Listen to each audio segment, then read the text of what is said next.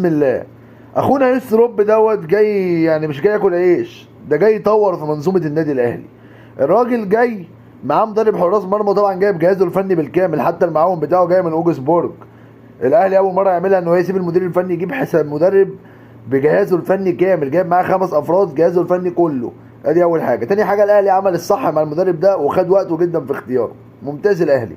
تالت حاجه عادل مصطفى هو اللي هيقود الماتش بتاع يوم السبت مكان الراجل ده، لان يستروب لسه ما يعرفش حاجه عن اللعيبه ودي حاجه كويسه. رابع حاجه ان هو جايب مدرب حراس مرمى وهيصعد معاه مدرب حراس مرمى من الناشئين في الاهلي عشان ياخد خبرات اولا، وتاني حاجه لان تدريبات حراس المرمى الجديده اهي بتتعمل باتنين مدربين حراس. فالراجل ده مش جاي ياكل عيش، عنده برده داتا كويسه قوي للكرات الثابته.